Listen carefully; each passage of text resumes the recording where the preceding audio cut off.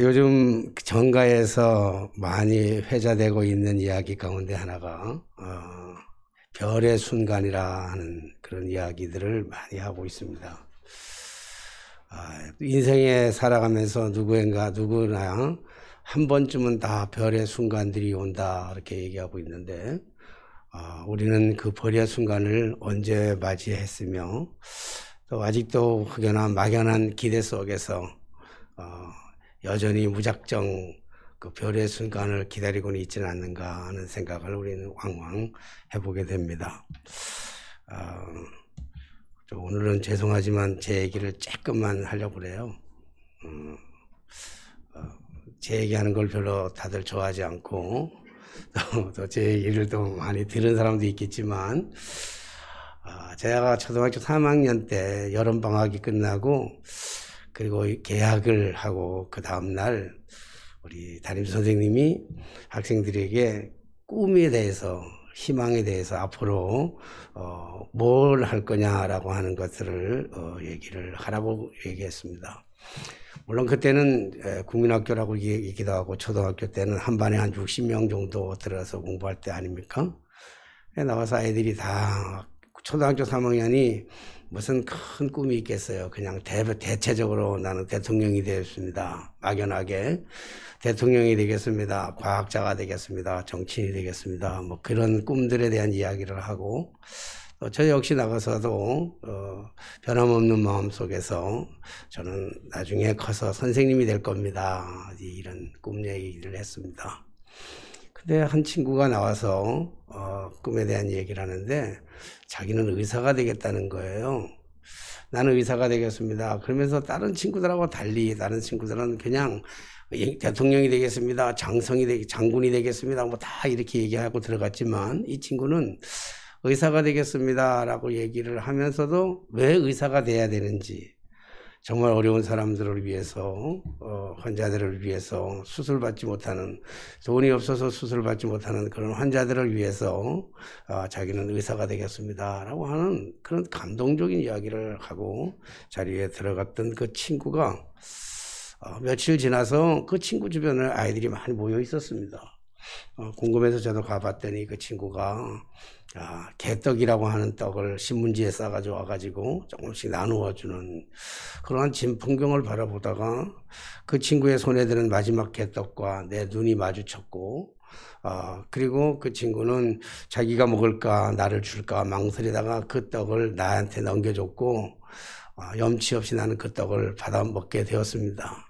그 친구한테 신세도 지고 미안하기도 하고 또 초라하기도 하고, 그리고 그 친구가 며칠 있다가 나한테 다가와서 얘기했습니다. 세기야, 나랑 같이 교회에 가자. 그렇게 얘기를 했을 때 참 그 얘기가 너무 크게 들리더라고요. 그대 앞에만 서면 왜 이렇게 나는 작아지는가 하는 것처럼 너무 크게 들리는 거예요. 그래서 그 친구 따라서 거절할 수가 없는 그 말에 그 친구를 따라서 난생 처음으로 교회라고 하는 곳으로 처음 가게 되었습니다.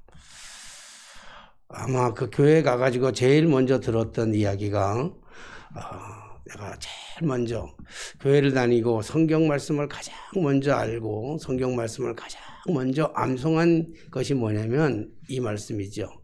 친구를 위하여 목숨을 버리면 이보다 더 큰 사랑이 없느니라 하는 이 얘기가 초등학교 3학년 때 교회 가서 들었던 얘기가 이 가슴 속에 이렇게 깊이 이렇게 묻혀 있게 되었습니다. 그리고 그 친구는 얼마 안 지나서 4학년 올라갈 때 그 겨울방학 때 서울로 이사를 가게 되었고, 그리고 지금 이때까지는 그 친구를 볼 수 없는, 이제 얼굴조차도 이제 기억나지 않는 그런 친구가 되었어요. 아마 제 인생의 별의 순간이라고 하면 언제일까 한번 생각해 보니까 아마 초등학교 3학년 때 그 친구를 만나서 처음으로 교회를 찾아가서 예수를 믿게 된 그것이 내 인생의 별의 순간이 아닌가. 내 삶에 전폭적인 변화가 이루어졌던, 내가 별을 잡았던 순간이 아니고 주님께서 나에게 별을 달아주는 그런 순간이 그 순간이 아니었을까 이런 생각해 봅니다. 물론 별의 순간을 맞이했다고 해서 그 이후에 삶이 평안하거나 좋은 탄탄대로의 길은 그런 것들은 아닙니다. 때로는 어려움도 있었고 때로는 절망의 순간도 있었고 좌절하는 시간도 있었고 실패하는 시간들도 있었습니다. 그러나 실패와 좌절 속에 있을 때마다 주님은 언제나 찾아오셔서 말씀하셨어요.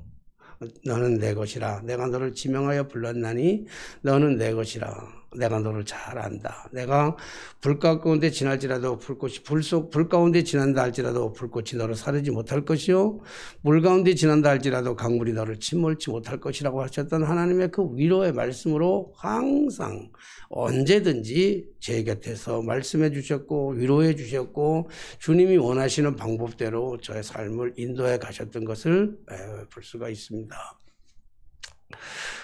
별의 순간, 주님께서 나를 선택하셔서 하나님의 자녀로 삼아주셨던 그 순간이 저에게는 가장 큰 별의 순간이 아닐까, 이런 생각을 해봅니다. 그럼에도 불구하고 여전히 아직도 별을 잡으려고만 하니까 좀 어떨 때는 답답한 건 아닌가. 이미 별의 순간이 왔음에도 불구하고, 이미 별의 순간에 지났음에도 불구하고 별이 별을 달아준 주님의 은혜를 망각해버리고 살아갈 때가 참 많이 있었다. 이런 생각을 해보면서 내 인생에 가장 행복했던 시간들, 내 인생에 가장 멋진 시간들, 내 인생의 가장 삶의 터닝 포인트가 됐던 시간들, 그 시간은, 그 별의 시간은 바로 초등학교 3학년 친구 따라 교회 갔던 그날 그 시간이었다라고 하는 것을 고백하지 아니할 수가 없습니다.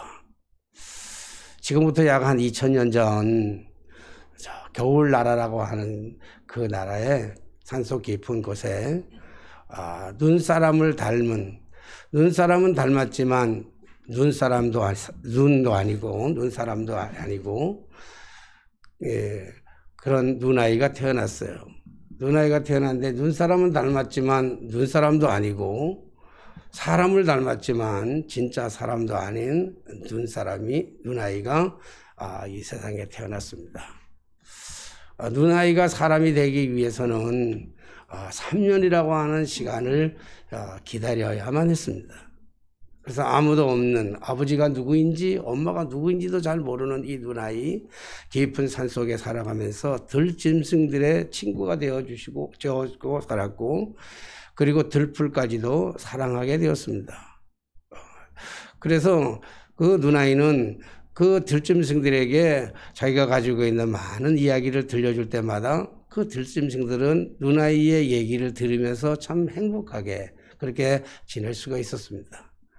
그래서 언제나 눈아이 곁에는 많은 들짐승들이 그렇게 모여서 눈아이가 들려주는 그런 아름다운 얘기들, 재미나는 얘기들, 신나는 얘기들을 들으면서 시간 가는 줄 모르고, 눈아이도 시간 가는 줄도 모르고 그렇게 3년이라고 하는 그런 세월을 산속에서 지낼 수가 있었습니다. 그리고 이제 눈아이가 진짜로 사람이 되기 위해서는 이제 한 3일 정도 남았는데, 3일 정도 남은 눈아이는 사람이 되기 위해서 이제 진짜 사람들을 만나고 싶어서, 진짜 사람들은 정말 어떻게 생겼을까 이런 궁금증을 가지고 산속 일들을 정리하고 사람이 되기 위해서 3일 남겨놓고 그 산속을 떠나서 마을을 향해서 내려오기 시작했습니다. 하루 온종일 걸었지만 아무도 사람들이라고 하는 인적을 드물 수 없는 그러한 그 산길, 산을 넘고 강을 건너 또 들판을 지나서 하염없이 그 길을 걸었지만은 눈아이의 눈에 들어오는 것은 자연뿐 아무 사람도 눈에 보이질 않았습니다. 배도 고프고 그리고 피곤도 하고 지치지만 눈아이가 가장 힘들어했던 것은 그 무엇보다도 외로움, 고독이라고 하는, 아무도 만날 수 없는, 누구하고도 대화할 수 없는 고독이라고 하는 그러한 시간을 그가 혼자 그 들판길을 걸어가야만 했습니다. 그리고 드디어 저 앞에 허리가 많이 구부러진 할머니가 무거운 그 짐 보따리를 머리에 이고 걸어가는 광경을 눈아이가 보게 되었습니다. 그래서 눈아이는 그 할머니에게 한 걸음에 다가가서 인사를 하고 자기가 누나이라고 하는 얘기를 하고 할머니하고 즐겁게 이야기하며 그리고 누나이가 할머니가 머리에 이고 가던 진 보따리를 자기 어깨에 메고 신바람 나게 신나게 그 들판길을 걸어갈 수 있었습니다. 그리고 해가 니역니역 지어갈 무렵에 이제 다시 할머니와는 영원한 이별을 가진, 그래서 할머니는 언젠가는 다시 만날 것이라고 하는 이별의 약속과 함께 누나이와 헤어지게 되었는데, 할머니는 그 커다란 보따리 속에서 빨간, 아주 예쁜 빨간, 먹음직스럽기도 하고 보암직스럽기도 하고 탐스럽게 할 만큼 아름다워 보이는 빨간 사과 하나를 누나에게 건네주고 말없이 뒤도 돌아보지 않은 채 훌훌 그 외로운 들판길을 떠나갔습니다. 이제 다시 누나이는 홀로 남았습니다. 누나이는 자신의 손에 든 그 빨간 그 사과를 바라보면서 하염없이 눈물을 흘리는 거예요. 왜냐하면 누나이가 이 세상에 태어나가지고 가장 제일 처음으로 받아보는 그러한 선물이었기 때문에 그 선물에 대한 감격과 감동으로 누나이는 한참을 울었습니다. 그리고 누나이는 그 사과를 가슴에 품고 다시 그 겨울나라의 그 길을 하염없이 터벅터벅 걸어갔습니다. 하루가 지나고 이틀이 지나고 이제 사흘째가 되는 그날, 누나이 속에는 저 멀리 동네가 보였습니다. 사람들이 오고 가는 사람들이 오고 갔고 사람들의 온기가 느껴지기 시작했습니다. 누나이는 열심히 달려가서 그 마을에 들어갔지만 사람들은 누나이와 아무도 얘기를 하려고 하지 않습니다. 누나이는 사람도 아니고 눈사람도 아니기 때문에 놀림거리가 되었어요. 그래서 사람들은 누나이를 경멸하고 누나이를 버렸고 누나이 얘기를 아무도 누나이의 이야기를 경청하려고 하지 않았습니다.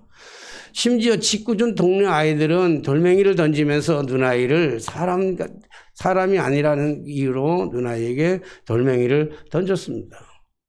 누나이는 아무도 영접하지 않는 그러한 시간이 계속되었습니다. 그리고 배가 고파서 밥을 얻어 먹으려고 이 집 저 집 문을 두들겼지만 아무도 누나이의 얘기를 듣고 문을 열어주는 사람도 없었고, 뿐만 아니라 누나이가 왔다는 사실을 알고 문을 닫고 들어가는 경우가 많았습니다. 누나이는 매우 배가 고팠습니다. 지쳤습니다. 그럴 때마다 생각나는 게 있었어요. 그것은 자신의 품에 안고 있던 할머니가 준 빨간 사과 하나가 생각이 났습니다. 그래서 빨간 사과를 꺼내서 먹으려 치면 할머니가 건네준 첫 번째 받은 그 사랑의 선물이라고 하는 그 감격 때문에 도저히 사과를 먹을 수가 없는 거예요. 그래서 다시 누나이는 가슴에 품고 이 집 저 집 다니면서 문을 두들겼지만 아무도 문을 열어주는 사람이 없었습니다. 해가 서산에 넘어가고 그리고 땅거미가 오둑오둑질 무렵에 한없이 외로워서 누나이는 울고 있는데, 한없이 울다가 보니까 저 멀리 불빛이 새어나는 큰 대골 같은 집이 하나 보이는 거예요. 그래서 누나이는 그 집을 향해서 달려가서 불빛이 비쳐나오는 그 집을 향해서 문을 두들기기 시작했습니다. 여보세요, 여보세요. 누구 없어요?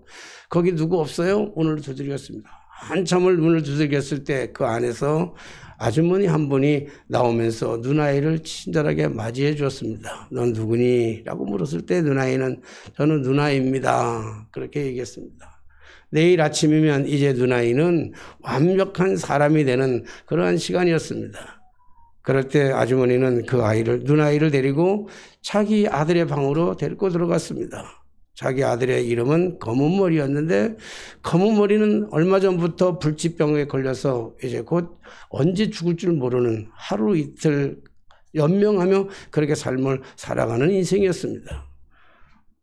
남편이 일찍이 돈을 많이 벌어놨지만 그러나 돈도 제대로 쓰지 못하고 큰 집을 마련해주고 돈도 많이 남겼지만은 갑자기 아버지는 돌아가시고, 그리고 아들 검은머리하고 둘이 사는 이 아주머니는 인생의 삶 속에 절망과 좌절 속에 오직한 희망이라고 하는 것은 그 아들 검은머리만이 그 희망이었는데, 검은머리마저 이름 모를 불치병에 걸려서 죽게 되는, 언제 죽을지 모르는, 내일 죽을지 모르는 그러한 그 절망의 순간 속에서 살아가고 있는 그 아주머니가 누나이를 검은머리 방에 데려다 주었습니다. 그리고 검은머리에게 얘기했습니다. 검은머리야, 검은머리야. 아무도 너를 찾아오지 아니하고 아무도 너에게 친구가 되지 않지만 여기 누나이가 너의 친구가 되기 위해서 찾아왔구나. 그리고 검은머리 방에 누나이를 남겨두고 둘만에 남겨두고 검은머리의 어머니는 나와서 부엌에서 열심히 음식을 만들기 시작했습니다.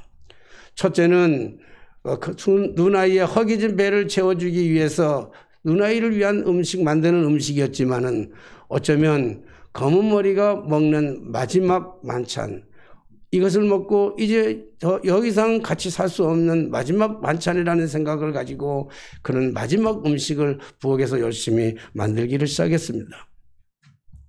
누나이는 검은머리를 바라보면서 이제 검은머리가 불치병으로 죽게 된 것을 알고 검은머리를 위해서 기도하기를 시작했습니다. 둘이 함께 기도합니다. 하나님, 우리 검은머리의 질병을 깨끗하게 고쳐주십시오. 하나님이 함께 하시면 반드시 검은머리의 병이 깨끗하게 나을 수 있을 겁니다. 라고 생각하면서 끊임없이 기도했습니다. 한참을 기도했을 때 방 안에 온기가 열기로 가득 차기 시작했습니다. 부엌에서 음식 만드는 그 열기와 그리고 누나이가 검은머리를 위해서 뜨겁게 기도하는 그 순간 누나이의 그 몸의 형체가 찌트리기 시작했고 조금씩 모습이 달라지기 시작했습니다. 누나이의 형태가 달라지고 몸이 달라지면서 누나이에게는 고통을 느꼈지만 누나이는 그 고통을 참아가면서 끊임없이 검은머리를 위해서 기도했습니다. 한참을 지나 이윽고 어머니가 방문을 열고 누나이를 깨웁니다. 검은머리를 깨웠습니다. 검은머리야, 검은머리야. 검은머리가 일어났을 때 검은머리의 모든 질병, 모든 죽음의 불치병은 완벽하게 깨끗하게 고침을 받았지만 누나이가 앉아있던 그 자리에는 빨간 사과 하나만 남아있고 그 주변에는 눈 녹은 물만 흥건히 고여 있었다 라고 하는 동화의 한 편을 오늘 설교처럼 여러분들에게 말씀드렸습니다.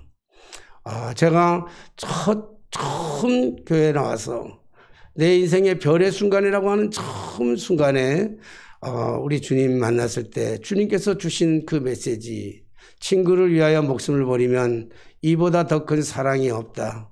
우리를 친구 삼아 주셨고 우리를 위해서 십자가에 달려 돌아가신 그분의 사랑을 기억하면서 만든 동화 한 편이 오늘 이 본문의 말씀을 가지고 만든 동화 한 편이 여러분들에게 드려진 이러한 말씀입니다.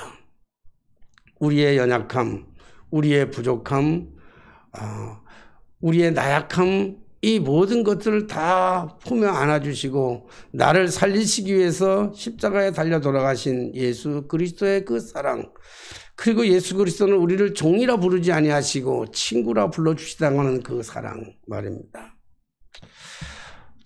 중학교 때부터 같은 반에 다녔던 한 친구가 있었습니다.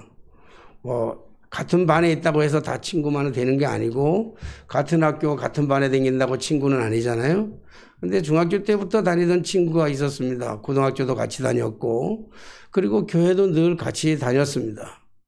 그리고 우리가 사회생활 하면서 서로 나는 군대 가고 그 친구도 군대 가고 군대 갔다 온 후에는 서로 알게 그 소식을 잘 몰랐다가 군대 갔다 와서 나는 신학대학을 들어가고 그 친구는 일반대학에 들어가고 그래서 서울에서 그 친구는 직장생활 하면서 장로가 되었고 나는 신학교를 졸업해서 목사가 되었습니다.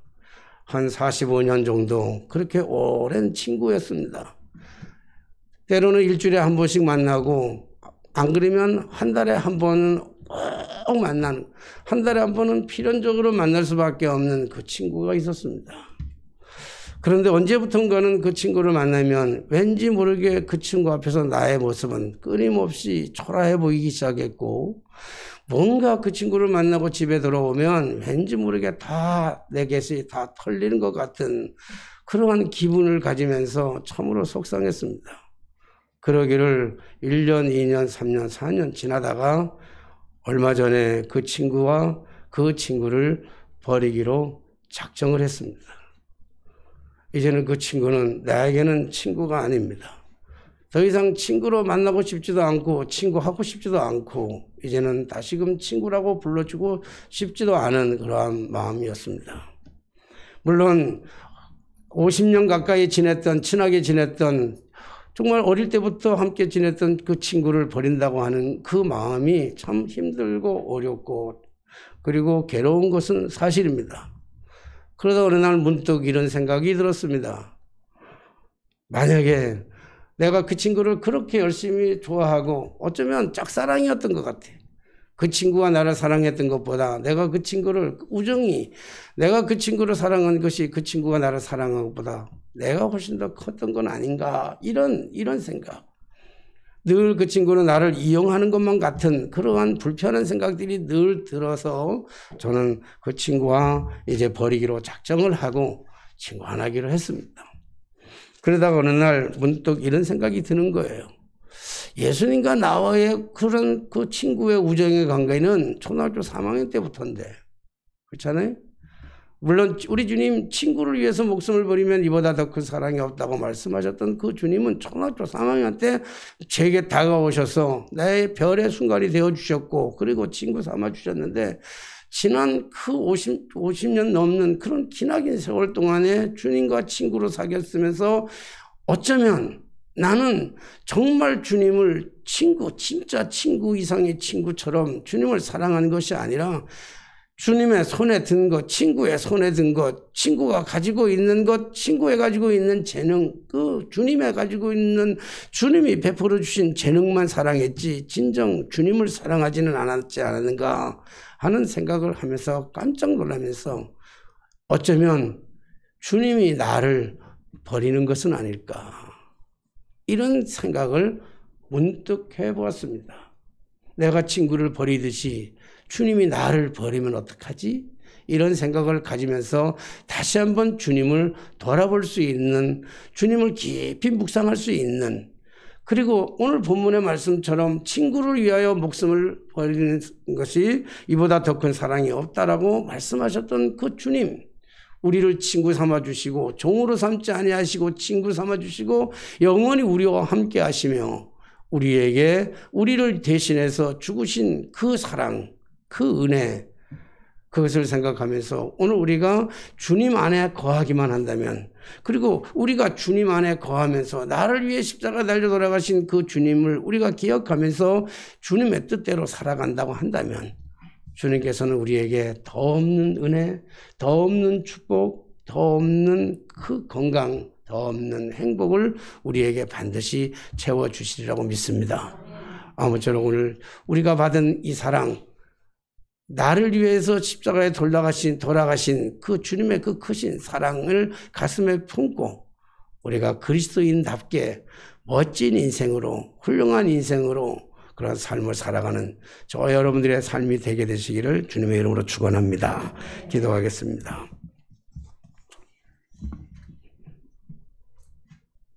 우리를 위하여 십자가에서 단 한 방울의 피도 아끼지 아니하시고 달려 돌아가시면서 우리에게 남겨주셨던 주님의 그 거룩하신 메시지, 친구를 위하여 목숨을 버리면 이보다 더 큰 사랑이 없다고 말씀하셨던 전능하신 주님, 45년 지기 친구면서도 불구하고 섭섭하다고 그리고 내 뜻대로 안 된다고 친구를 버리는 어리석은 마음이 우리에게 있지만 우리 주님은 그럼에도 불구하고 여전히 우리를 사랑하시고 우리를 챙겨주시고 우리를 보살펴주시고 우리를 일으켜 세워주시고 우리가 주님을 버릴 때라도 주님은 우리에게 찾아오셔서 선택하셔서 새롭게 만들어주시는 주님의 은혜를 생각할 때 진심으로 감사를 드립니다.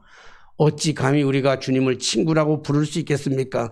그러나 주님께서 우리의 친구가 되어주시고 우리를 위해서 목숨까지 버리신 그 사랑을 우리가 가슴에 품고 이 험한 세상을 믿음으로 승리하며 살아가는 저희 모두가 되게 하여 주옵소서. 예수님의 이름으로 기도하옵나이다. 아멘.